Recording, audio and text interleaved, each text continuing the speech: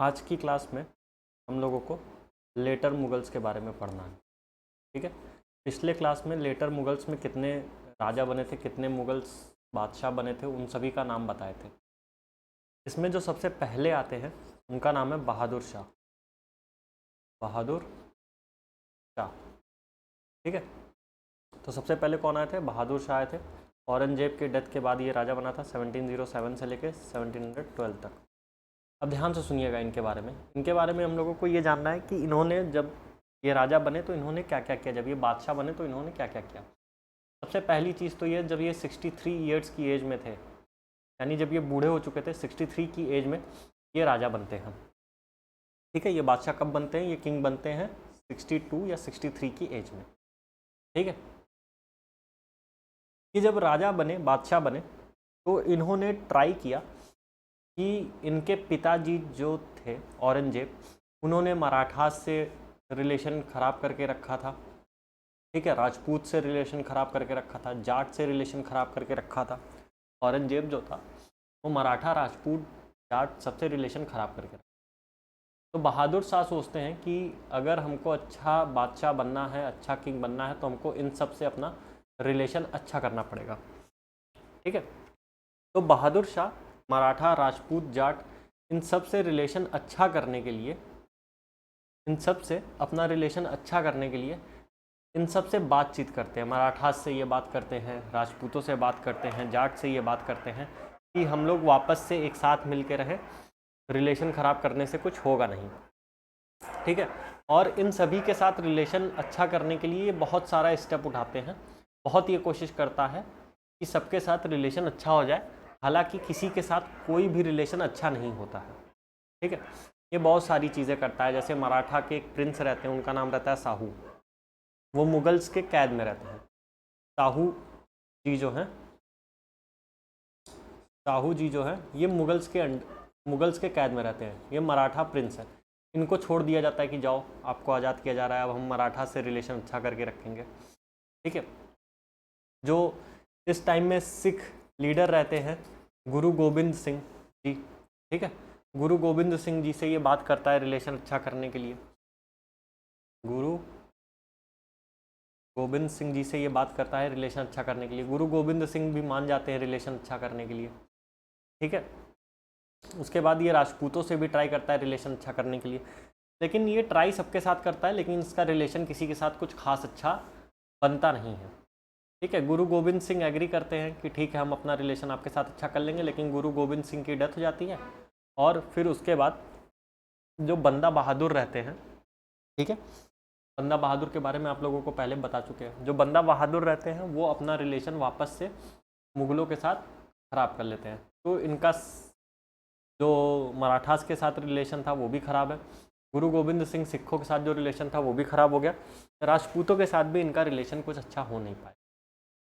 तो ये इतनी सारी चीज़ें करने के लिए, ये सबके साथ रिलेशन अच्छा करने के लिए अच्छा खासा पैसा बर्बाद कर देते हैं अपने।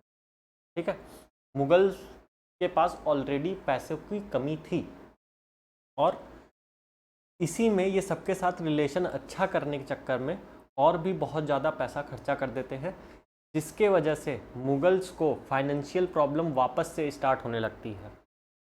ठीक है, मुगल्स को फाइनेंशियल प्रॉब्लम वापस से स्टार्ट होने लगती है, क्योंकि बहादुर शाह सबके साथ रिलेशन अच्छा करने में बहुत सारा पैसा खर्च कर देता है। इसी वजह से कैफ़ी खान है, कैफ़ी खान ने बहादुर शाह को एक टाइटल दी, शाह बेखबर। शाह बेखबर की टाइटल देते हैं कैफ़ी खान बहादुर शाह को, क्योंकि ये अच्छा खासा पैसा खर्च कर देते हैं मुग़लों का सिर्फ़ और सिर्फ रिलेशन अच्छा करने के लिए, मराठास से, राजपूतों से, जाट से, सिख से। लेकिन रिलेशन अच्छा भी नहीं हो पाता है और अच्छा खासा पैसा भी खर्चा हो जाता है। ठीक है, तो ये था बहादुर शाह के बारे में कुछ इंपॉर्टेंट चीज़ें। इसके बाद इन्होंने कुछ काम और भी किए हैं, जैसे इनका एक काम ये है कि इन्होंने टेम्पल्स, याद करिए औरंगजेब ने टेम्पल को तोड़वाना शुरू किया था, टेम्पल बनवाना बंद करवा दिया था। ये कहते हैं टेम्पल को अब से नहीं तोड़ा जाएगा, और टेम्पल बनाने की जो रोक लगी थी उसको हटाया जाए। ठीक है, तो ये कुछ इंपॉर्टेंट काम है बहादुर शाह के। इसके बाद बहादुर शाह का जो ओरिजिनल नाम है वो है मुजाम।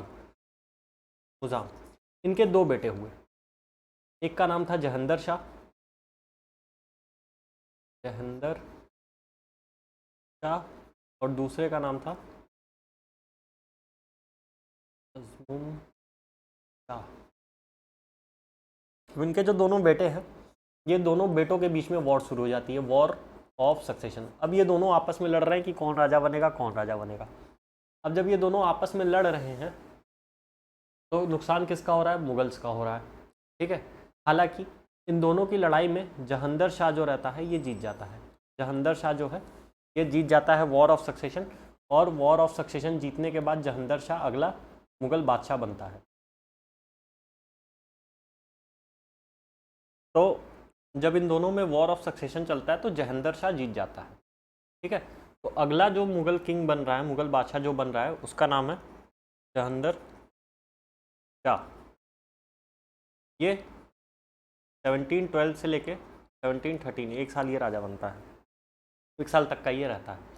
अच्छा, इसके बारे में एक इम्पॉर्टेंट चीज़, जब ये दोनों भाई लड़ रहे थे, जहंदर शाह और अज़ीम शाह, तो जहंदर शाह जीत जाता है।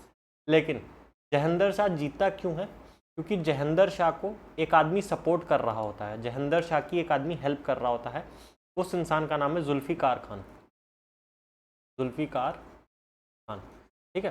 तो जहंदर शाह राजा किसके हेल्प से बन रहा है? जहंदर शाह वॉर ऑफ सक्सेशन जीत के गद्दी पे कैसे बैठ रहा है?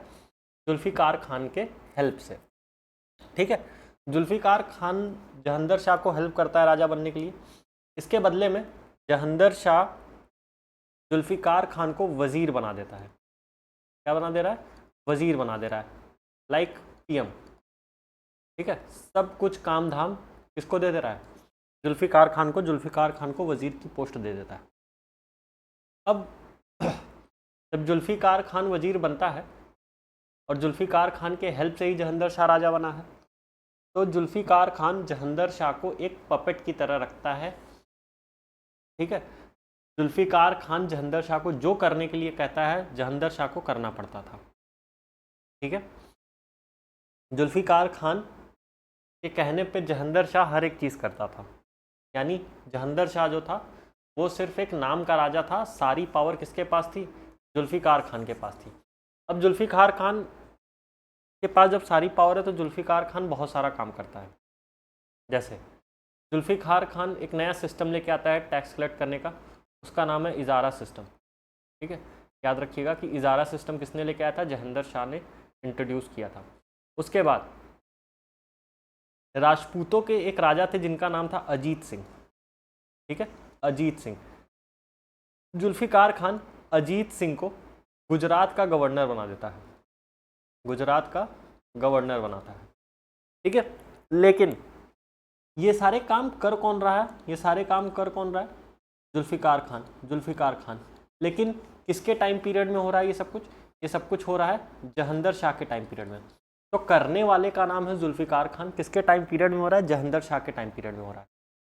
कुछ भी होगा तो जहंदर शाह के नाम पे ही होगा। तो अगर एग्जाम में पूछता है इजारा सिस्टम किसने लेके आया था? जहंदर शाह ने लाया था। अजीत सिंह को गवर्नर किसने बनाया था? जहंदर शाह ने बनाया था। जुल्फ़िकार खान को वज़ीर किसने बनाया था? जहंदर शाह ने बनाया था। हालांकि इन सबके पीछे असली जो मास्टरमाइंड है वो है जुल्फ़िकार खान का, लेकिन नाम तो राजा का रहेगा ना, क्योंकि राजा के टाइम पे हो रहा है। तो ये कुछ इतनी बात है जो आपको याद होनी चाहिए। इसके बाद जो अगली इंपॉर्टेंट चीज़ आपको याद रखनी है वो ये याद रखनी है कि मराठास को 2 राइट मिलते हैं। कौन कौन सा? मराठास को एक राइट मिलता है चौथ का, और एक राइट मिलता है सरदेशमुखी का, सरदेशमुखी, ठीक है। ये दोनों क्या है? ये दोनों टैक्स कलेक्ट करने का राइट है। तो मराठास को ये बोला गया कि जो महाराष्ट्र वाला एरिया है, यानी जहाँ पे मराठा रूल कर रहे थे, मराठास वहाँ पे टैक्स कलेक्ट कर सकते हैं, और 2 टैक्स मराठा कलेक्ट कर रहे हैं, चौथ और सरदेशमुखी। तो अगर एग्ज़ाम में ये क्वेश्चन पूछता है कि मराठास को चौथ और सरदेशमुखी टैक्स कलेक्ट करने का राइट किसके टाइम पे मिला, तो जहंदर शाह के टाइम पे मिला था, ठीक है। ये कुछ इंपॉर्टेंट बात थी जहंदर शाह के बारे में। जहांगीर शाह के बाद जो अगला मुगल बादशाह बन रहा है उसका नाम है फर्रुख सियार। फर्रुख सियार, फर्रुख सियार बन रहा है 1713 से लेके 1719 तक। ठीक है, तो जो अगला मुगल बादशाह बन रहा है उसका नाम क्या है? फर्रुख सियार। देखिए, फर्रुख सियार के बारे में सबसे पहली बात जो आपको याद होनी चाहिए वो क्या है? फर्रुख सियार जो है ये अजीम उन शाह का बेटा है। किसका बेटा है? अजीम उन शाह। ये वही अजीम उन शाह है जिसको जहांगीर शाह हरा के राजा बना था। ठीक है, तो इसको अपने पिताजी का बदला भी लेना है, इसको अपने अब्बू का बदला भी लेना है। अजीम उन शाह जो है अपने अब्बू का बदला लेने के लिए अजीम उन शाह जाके मिलता है सैयद ब्रदर से। किससे मिल रहा है? सैयद ब्रदर्स से मिल रहा है। दो भाई थे, उन दोनों भाइयों को एक साथ बोला जाता था सैयद ब्रदर। कौन कौन भाई थे? अब्दुल्ला खान और हुसैन अली। अब्दुल्ला खान और हुसैन अली, ये दो भाई थे। इन दोनों को एक साथ में बोला जाता था सैयद ब्रदर। तो अजीम उन शाह जाके सैयद ब्रदर से मिलता है और ये दोनों मिलके सैयद ब्रदर और अजीम उन शाह, ये दोनों मिलके, मतलब ये तीनों मिलके जाके जहांगीर शाह को मार देते हैं। क्या करते हैं? जहांगीर शाह को मार देते हैं। सैयद ब्रदर और अजीम उन शाह, सैयद ब्रदर अजीम उन शाह, ये तीनों मिलके जाके जहांगीर शाह को मार देते हैं और गद्दी पे बैठता है फर्रुख सियार। और गद्दी पे कौन बैठता है? फर्रुख सियार। अब जब फर्रुख सियार गद्दी पे बैठता है तो फर्रुख सियार किसके हेल्प से राजा बना? फर्रुख सियार किसके हेल्प से राजा बना है? सैयद ब्रदर्स के हेल्प से राजा बना है। तो फर्रुख सियार भी वही काम करेगा जो सैयद ब्रदर उसको करने के लिए बोलेंगे, क्योंकि सैयद ब्रदर का एहसान है फर्रुख सियार के ऊपर। अब सैयद ब्रदर्स जब फर्रुख सियार को गद्दी पे बैठाए, ठीक है, क्या हो रहा है? जब ये गद्दी पे बैठाया जा रहा है इसको, तो सैयद ब्रदर ने फिर अपना भी फ़ायदा देखा। सैयद ब्रदर बोले कि अब्दुल खान को वज़ीर बना दो, ठीक है, और जो ये हुसैन अली है इसको मीर बख्श बना दो, यानी इसके पास पूरे आर्मी का कंट्रोल है और अब्दुल खान के पास पूरा फाइनेंस का पावर है। ठीक है, तो ये दोनों सैयद ब्रदर, एक फाइनेंस मिनिस्टर बन गया और एक डिफेंस मिनिस्टर बन गया। किसके अंडर में? फर्रुख सियार के अंडर में। अब जब फर्रुख सियार बादशाह बना, तो फर्रुख सियार ने बहुत सारे काम किए। जैसे बंदा बहादुर याद है आप लोगों को? इसने बंदा बहादुर को मारा। ठीक है, बंदा बहादुर को ठीक है टाइम पे मारा गया। फर्रुख सियार जब राजा बनता है तो ये रिलीजियस टॉलरेंस को प्रमोट करता है, यानी ये जो बाकी सारे धर्मों के साथ भेदभाव होता था उन सभी को ये ख़त्म करता है। जैसे इसने जजिया को ख़त्म किया, जो औरंगजेब वापस से जजिया लगाया था उसको फर्रुख सियार ने क्या किया? ख़त्म किया। जजिया को ख़त्म करने वाला ये बना फर्रुख सियार। इसके बाद चौथ और सरदेश मुखी पूरे तरीके से मराठास को दे दिया गया। मराठास को पूरा कंट्रोल दे दिया गया इनके एम्पायर का। ठीक है, अब उसके बाद ध्यान से सुनिएगा, ये इतना तो इसने काम किया। इसके बाद जो सबसे इंपॉर्टेंट चीज़ है इसके टाइम पे वो क्या हुई? ध्यान से सुनिएगा। हुआ क्या कि ये पहला ऐसा मुगल एम्पायर बना, फर्स्ट मुगल एम्परर, पहला मुगल बादशाह बना जिसको कि नोबल्स ने मारा। के मंत्रियों ने, इसके जो नोबल्स थे, इसके साथ जो काम करने वाले लोग थे, उन्होंने इसको मारा। पहला मुगल बादशाह बना जिसको कि नोबल्स ने मारा। किसने मारा था? वही जिसने इसको राजा बनाया था, सैयद ब्रदर्स ने मारा। सैयद ब्रदर्स ने मारा। ठीक है, पहला मुगल बादशाह बना जिसको कि नोबल्स ने मारा। और किसने मारा? सैयद ब्रदर्स ने मारा। सैयद ब्रदर्स ने इसको मारा तो, लेकिन सैयद ब्रदर को सपोर्ट कौन किया मारने का? तो मराठा के पेशवा थे बालाजी विश्वनाथ। बालाजी विश्वनाथ, बालाजी विश्वनाथ ये क्या थे? ये पेशवा थे। ये क्या थे? पेशवा थे। पेशवा बाजीराव जैसे थे ना, वैसे ही बालाजी विश्वनाथ और पेशवा थे, उनके पिताजी थे। तो बालाजी विश्वनाथ भट्ट के सपोर्ट से सैयद ब्रदर्स ने फर्रुख सियार को मारा और ये पहला ऐसा मुगल एम्परर बना, पहला ऐसा मुगल बादशाह बना जिसको कि उसके साथ काम करने वाले नोबल्स ने मारा। ठीक है। फिर उसके बाद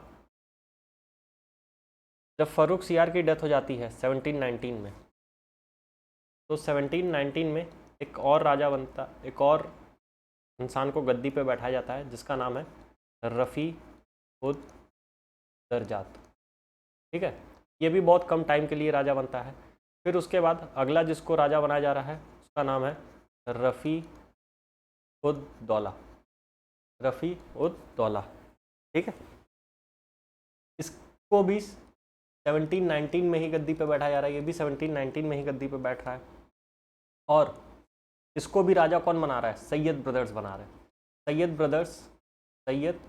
ब्रदर्स ने इसको भी राजा बनाया, इसको भी सैयद ब्रदर्स ने राजा बनाया, इसको भी सैयद ब्रदर्स ने राजा बनाया, फर्रुख सियार को भी सैयद ब्रदर्स ने राजा बनाया था। अब आगे देखिए जब रफ़ी उद दौला राजा बनता है तो रफ़ी उद दौला को एक टाइटल दी जाती है शाहजहां सेकंड। शाहजहां सेकंड की टाइटल किसको मिली थी? रफ़ी उद दौला को। रफ़ी उद दौला को राजा किसने बनवाया था? सैयद ब्रदर्स ने ही राजा बनवाया था 1719 में। फिर सैयद ब्रदर्स इसको भी गद्दी से हटा देते हैं, इसको भी गद्दी से हटा दिए, इसको भी गद्दी से हटाए थे, इसको भी गद्दी से हटा दिए। फिर 1719 में ही, ठीक है, 1719 में ही एक नए आदमी को राजा बनाया जाता है जिसका नाम है मोहम्मद शाह रंगीला। मोहम्मद शाह रंगीला। ठीक है। मोहम्मद शाह रंगीला को 1719 में बादशाह बनाया जाता है और 1719 से लेकर 1748 तक मोहम्मद शाह रंगीला राजा बन के बैठा रहता है। ठीक है। और इसको भी राजा कौन बना रहा है? इसको भी राजा बनाया जा रहा है किसके द्वारा? सैयद ब्रदर्स के द्वारा। ठीक है। अब हम लोगों को पढ़ना है मोहम्मद शाह रंगीला के बारे में। ठीक है। मोहम्मद शाह रंगीला। मोहम्मद शाह रंगीला 1719 से 1748 इस टाइम पीरियड में ये राजा बनता है, बादशाह बनता है। अब ध्यान से समझिए, इसका जो ओरिजिनल नाम है वो है रोशन अख्तर। रोशन अख्तर। इसको भी किसने राजा बनवाया है अभी बताएं? सैयद ब्रदर्स ने इसको हेल्प करके किंग बनाया है। ठीक है, किंग बनाया है। अब ध्यान से मेरी बात को सुनिए, ये जो सैयद ब्रदर्स थे ना, सैयद ब्रदर्स को अगर आप देखेंगे तो मोहम्मद शाह रंगीला को राजा बनाया, रफ़ी उद दौला को राजा बनाया, रफ़ी उद दरजात को राजा बनाया, फर्रुख सियार को भी राजा बनाया। ठीक है, ये चार लोगों को सैयद ब्रदर्स राजा बनाए। इस टाइम तक सैयद ब्रदर्स को किंग मेकर कहा जाने लगा। सैयद ब्रदर्स जिसको चाहते हैं, जब चाहते हैं, जैसे चाहते हैं उसको राजा बना देते। तो सैयद ब्रदर्स को इस टाइम तक किंग मेकर बोला जाने लगा कि सैयद ब्रदर्स जो चाहेंगे वही राजा बनेगा। अब ये बात मोहम्मद शाह रंगीला को पता है कि सैयद ब्रदर्स जब चाहें तब हमको गद्दी पे से हटा देंगे। मोहम्मद शाह रंगीला को इनसिक्योरिटी होती। अब मोहम्मद शाह रंगीला कहता है कि यार किसी न किसी तरीके से हमको सैयद ब्रदर्स को मरवाना है। तो मोहम्मद शाह रंगीला एक बहुत इंपॉर्टेंट कदम उठाता है। हंस सुनिए, इसने सैयद ब्रदर्स को मरवाया, मारा। और किसकी हेल्प से मारा? तो हैदराबाद का एक निज़ाम था, हैदराबाद का एक निज़ाम था, इसका नाम था निज़ाम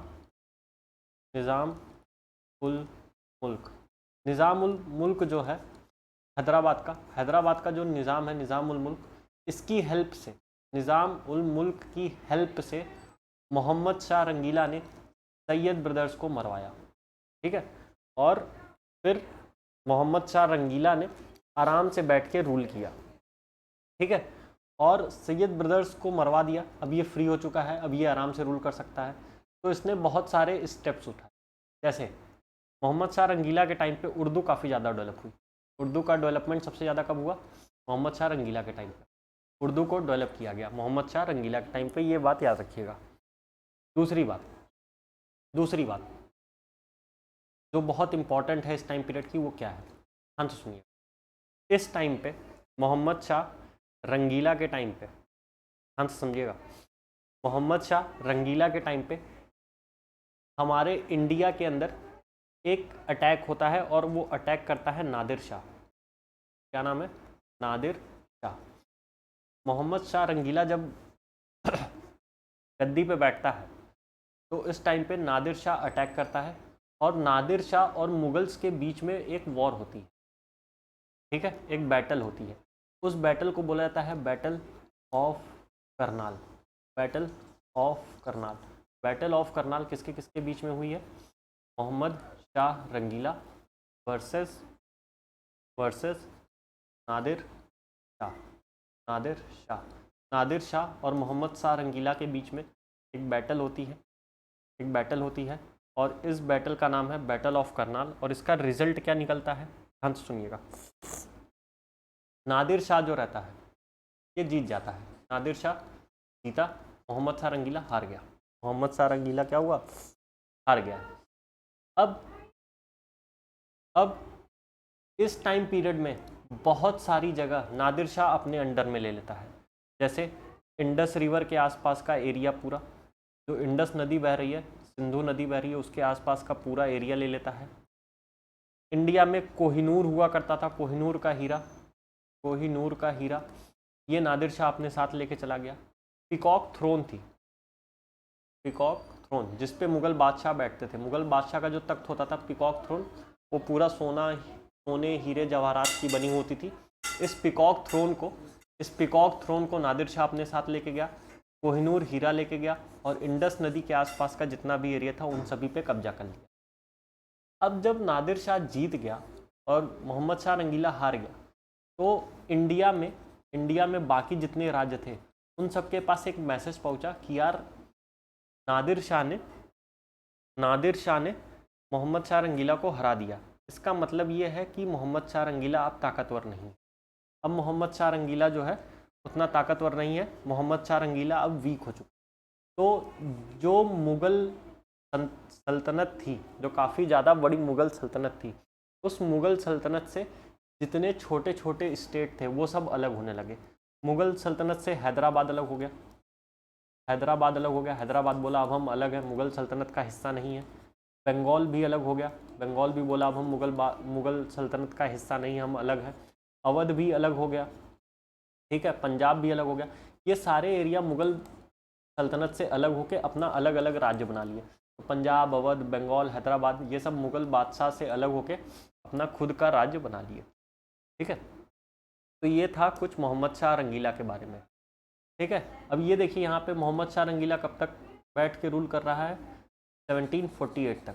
1748 में मोहम्मद शाह रंगीला हट जाता है ना। और फिर 1748 से लेके 1754 तक एक अलग राजा, एक अलग बादशाह बनता है जिसका नाम है अहमद शाह, ठीक है। तो 1748 से 1754 तक बादशाह कौन बन के बैठा है? अहमद शाह। 1748 से 1754 तक अहमद शाह बादशाह बन के बैठा है। अब ध्यान से सुनिए, ये जो है बहुत ही लल्लू लाल टाइप का था, ठीक है। अहमद शाह जो है ये बहुत ही लल्लू लाल टाइप का था, इससे कुछ होता नहीं था। तो ये सब कुछ पूरे राज्य की देखभाल उधम बाई ने संभाली, पूरी राज्य की देखभाल उधम बाई ने संभाली। नाम का सिर्फ राजा बन के बैठा था अहमद शाह, पूरी देखभाल उधम बाई संभाली। इनको टाइटल दिया गया क्वीन मदर का, क्वीन मदर जो थी इस टाइम की उधम बाई, उन्होंने पूरा राज्यपाट संभाला। और ये लल्लू लाल बैठा था, ये गद्दी बैठा था, इससे कुछ होता नहीं था। अच्छा, इस टाइम पे एक और बहुत इंपॉर्टेंट चीज़ हुई, जब ये राजा बन के बैठा था। इसके टाइम पे अब्दाली, अहमद शाह अब्दाली, अहमद शाह अब्दाली, अब्दाली जो है ये इन्वेजन करने निकला, ये भारत के तरफ भारत लूटने निकला। ठीक है, तो ये दो इम्पॉर्टेंट चीज़ें जो इसके टाइम पे हुई थी। ठीक, अब फिर अगला जो राजा बन रहा है वो 1754 में बन रहा है, और कौन बन रहा है, उसका नाम है आलमगीर, आलमगीर सेकंड, आलमगीर सेकंड। ये 1754 से लेके 1759 तक राजा बन के बैठा। 1754 में आलमगीर राजा बन के बैठा, आलमगीर सेकंड राजा बन के बैठा, और 1754 तक ये राजा बन के बैठा रहा। इसके बारे में भी कुछ इंपॉर्टेंट चीज़ें जो आप लोगों को पता होना चाहिए। सबसे पहली चीज़, ये ग्रैंड सन था, ग्रैंड सन था जहांदर शाह का, जहांदर शाह का, जहांदर शाह का ग्रैंड सन जो था उसका नाम था आलमगीर, आलमगीर सेकंड। अब ध्यान से समझिए, ध्यान से समझिए, इसके टाइम पे, इसके टाइम पे, इसके टाइम पे दो चीज़ें हुई, दो बहुत इंपॉर्टेंट चीज़ें। सबसे पहला, एक लड़ाई हो रही है battle of Plassey, battle of Plassey. ये बैटल ऑफ प्लासी के बारे में आगे हम लोग पढ़ेंगे, आगे हम लोगों को पढ़ना है बैटल ऑफ प्लासी को। ये बस याद रखिए कि आलमगीर सेकंड के टाइम पे बैटल ऑफ प्लासी हुई। दूसरी जो इम्पोर्टेंट चीज़ हो रही है इसके टाइम पे, दूसरी जो इम्पोर्टेंट चीज़ हो रही है इसके टाइम पे वो ये है कि अहमद शाह अब्दाली, अहमद शाह अब्दाली दिल्ली तक पहुंच चुका है, दिल्ली तक पहुंच चुका है। ये दो इम्पोर्टेंट चीज़ हो रही है। इसके बाद, इसके बाद, इसके बाद इसका एक वज़ीर हुआ करता था, आलमगीर का एक वज़ीर हुआ करता था जिसका नाम है इमाद उल मुल्क, इमाद उल मुल्क। इसका जो वज़ीर था इमाद उल मुल्क, ये क्या करता है, ये आलमगीर को मार देता है, ये आलमगीर को मार देता है, ये आलमगीर को मार देता है। तो 1754 में आलमगीर की डेथ हो जाती है, और 1754 में 1759 में एक नया बादशाह गद्दी पे बैठ रहा है, उसका नाम है शाह आलम सेकंड। टाइम पे एक नया इंसान गद्दी पे बैठ रहा है जिसका नाम है शाह आलम सेकंड, और ये 1759 से लेके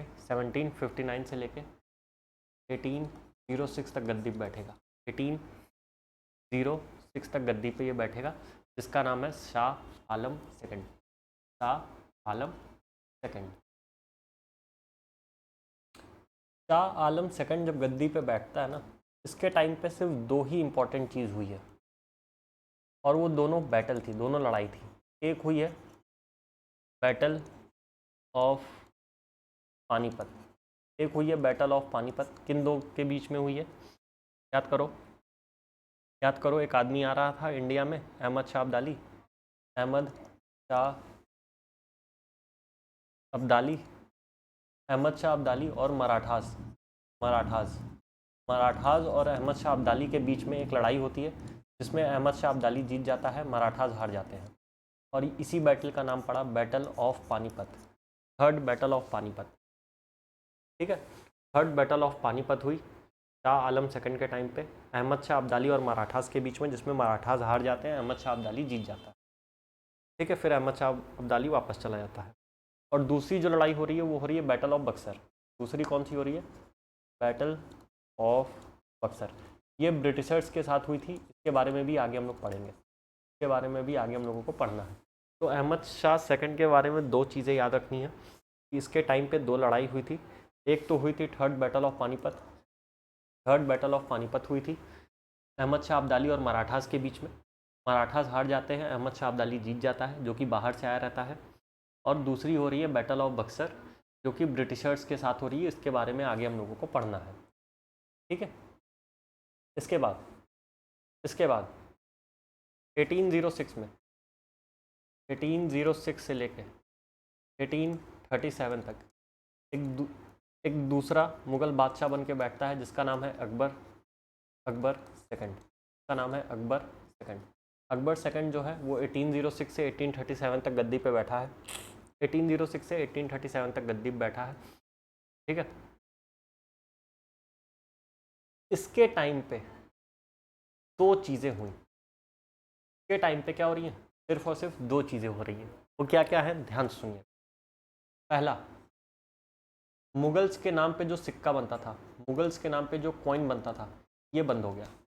मुगल्स के नाम पे जो भी कॉइन बनता था वो बंद हो गया, ठीक है। मुगल्स के नाम पे कॉइन बनना बंद हो गया। क्यों? क्योंकि इस टाइम पे ब्रिटिशर्स बहुत ज़्यादा पावर हो गए, तो ब्रिटिशर्स का कॉइन चलने लगा था, ईस्ट इंडिया कंपनी का कॉइन चलने लगा था, मुगल्स का कॉइन बंद हो गया था।